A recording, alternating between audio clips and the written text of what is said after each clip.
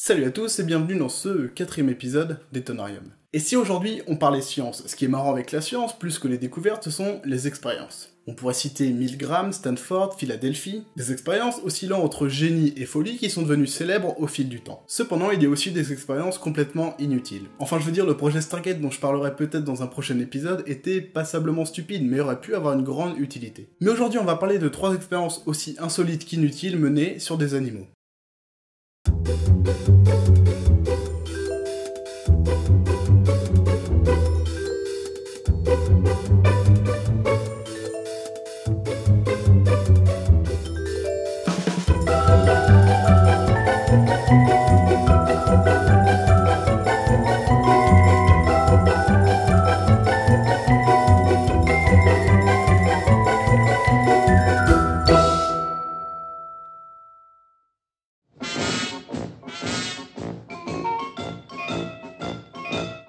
Vous êtes-vous déjà demandé ce qu'il se passerait si un éléphant prenait du LSD? Non? C'est pourtant bien la question que se sont posées 2 chercheurs de l'université d'Oklahoma en 1962. On pourrait penser qu'il s'agit de 2 imbéciles, mais détrompez-vous, ces 2 messieurs étaient loin d'être bêtes. Le premier, Louis Joylan West, fut le plus jeune titulaire d'une chaire de psychiatrie aux USA à l'âge de 29 ans. Spécialiste de la manipulation mentale, il a étudié les sectes et notamment la scientologie, après une rencontre avec Hubbard, le créateur de la discipline. Le second, Chester Pierce, basketteur de talent, fut le premier afro-américain à être prof de médecine à plein temps, et ce dans le Massachusetts General Hospital situé à Boston. Le troisième homme qui a participé à l'expérience était Warren Thomas, un directeur de zoo, et c'est tout, donc à la limite peut-être que lui était un peu idiot. Ces 2 scientifiques sont des éminents spécialistes, d'accord, mais qu'est-ce qui leur a pris d'injecter du LSD à un éléphant? Certaines mauvaises langues diront qu'ils l'ont fait juste pour voir. Comme si 2 médecins allaient mettre leur réputation en jeu pour le fun, juste pour voir un éléphant se prendre pour un papillon. Eh bien non, leur idée était d'arriver à recréer expérimentalement le must. Le must est un état des éléphants mâles qui revient de façon périodique. Durant cet état, qui dure environ 2 semaines, l'éléphant va sécréter de la frontaline, une substance gluante et assez mystérieuse puisque personne n'a réussi à en prélever. Ah oui, parce qu'en période de must, l'éléphant est extrêmement agressif. Il fonce sur les autres éléphants, mais aussi sur les girafes, les hommes ou les arbres. Cet état est causé en partie par une fluctuation hormonale, mais ne semble pas avoir de rapport avec la reproduction. Le but de nos 2 compères était donc de comprendre ce qu'il se passe dans le cerveau d'un éléphant en période de must. C'est pour cela qu'ils veulent lui injecter du LSD pour voir si les perturbations occasionnées ressemblent au must. Et c'est ainsi qu'ils se rendent le 2 août 1962 au zoo d'Oklahoma afin d'effectuer leur expérience sur Tusko, un éléphant indien de 14 ans. Ils décident d'injecter environ 0 mg par kilo à l'éléphant qui pesait environ 3000 kg, soit 297 mg. Les injections de LSD commencent à l'aide d'un fusil à seringue. Bah oui, on parle d'une bestiole de 3 tonnes qui risque de devenir un peu folle. À la première injection, l'éléphant s'excita quelque peu pendant 2 à 3 minutes avant de se calmer et de retrouver son comportement normal. Le résultat étant peu concluant, il décide de retenter l'expérience le jour suivant. Une seconde injection est réalisée, au début il réagit exactement comme la veille, mais au bout de 5 minutes, après avoir barré du plus fort qu'il pouvait, l'éléphant s'effondre. Le mastodonte, couché par terre, respirait difficilement, toute langue dehors. Langue qui d'ailleurs avait une jolie couleur bleue. Au bout de 20 minutes, on décide d'injecter de l'hydrochloride au pachyderme. La respiration reprit lentement, puis s'arrêta à nouveau. Après 1h40 d'agonie, Tusko l'éléphant indien expira et mourut. Apparemment, le LSD ne déclenchait pas le must. La seule conclusion de cette expérience fut que les éléphants sont très sensibles au LSD et qu'il serait possible de tuer un homme avec. Mais je ne pense pas qu'il valait le coup de tuer un des 12 éléphants présents en Amérique à cette époque, juste pour ça. Les joies de la psychologie expérimentale.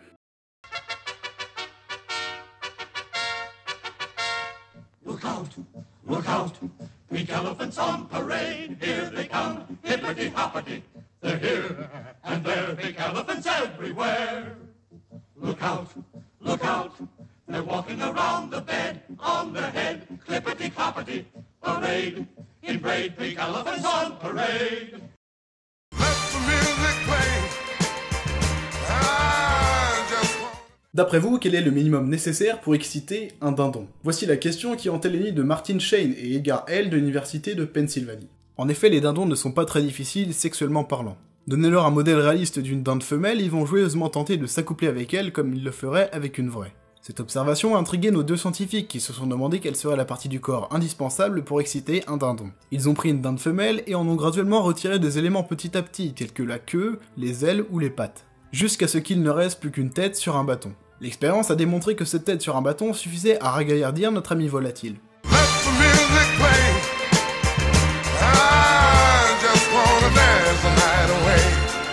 Ne pouvant pas s'arrêter en si bon chemin, nos universitaires ont renouvelé l'expérience avec d'autres volatiles, et ont publié un article sous le titre évocateur de Effect of morphological variation of chicken models on sexual response of cock. Conclusion de l'expérience, un dindon, c'est con. Et selon les auteurs, une tête fraîchement coupée est plus efficace qu'une imitation en bois.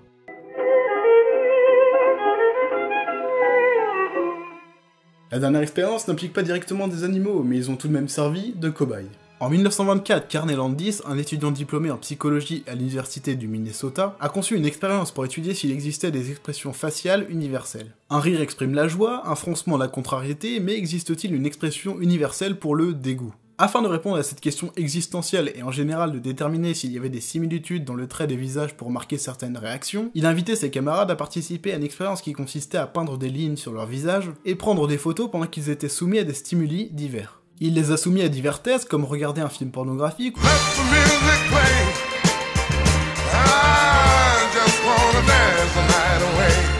ou mettre leurs mains dans des seaux remplis de grenouilles. Rien de trop bizarre jusque-là, mais c'était sans compter sur le dernier test. Le chercheur a donné à chaque sujet un rat vivant, un couteau, et leur a demandé de le décapiter. 2 tiers des volontaires ont cédé et ont tué le pauvre rat. Pour le tiers restant, Landis a lui-même tué le rat sous leurs yeux, afin de tout de même susciter le dégoût et de pouvoir prendre sa photo. À la suite de l'expérience et après avoir observé les photographies, Landis en a conclu que les expressions des sujets montraient de grandes différences, et qu'elles ne présentaient pas réellement de similitudes entre elles. Autrement dit, il n'en a conclu à rien, ou du moins à l'absence d'expression faciale universelle de peur, de dégoût ou de satisfaction. Si l'expérience du chercheur n'a pas permis de valider son hypothèse, elle a permis cependant à Landis de devenir le précurseur des études de psychologie expérimentale moderne, comme l'expérience de Stanford ou l'effet Lucifer. Elle visait à étudier le comportement des personnes ordinaires dans un contexte carcéral, et qui a eu pour effet de montrer que c'était la situation plutôt que la personnalité des participants qui était à l'origine de comportements parfois à l'opposé de leurs valeurs professées. Ou encore l'expérience de Milgram, qui cherchait à évaluer le degré d'obéissance d'un individu devant une autorité qu'il juge légitime, et également à analyser le processus de soumission à l'autorité.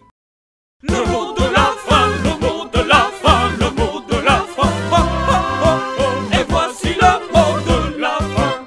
Le fait que certains progrès de la médecine soient associés à de cruelles expériences menées sur des animaux ne signifie ni que d'autres méthodes auraient abouti au même résultat, ni que les techniques primaires du 19e siècle restent valables aujourd'hui. Nul ne peut savoir où nous en serions aujourd'hui si nous avions refusé l'expérimentation sur des animaux, car très peu de ressources ont été consacrées aux méthodes alternatives dans l'histoire de la médecine. Cet épisode est désormais terminé, si ce genre d'expérience vous intéresse, n'hésitez pas à lire les livres de l'auteur Alex Bozise, et n'hésitez pas à vous rendre sur le site axolotl.info où vous trouvez plusieurs articles qui parlent d'expériences que je n'ai pas évoquées ici. Vous êtes toujours de plus en plus nombreux à soutenir le projet, d'ailleurs on va bientôt passer la barre des 10 000 abonnés. Encore merci et à très vite pour de nouvelles histoires toujours plus étonnantes.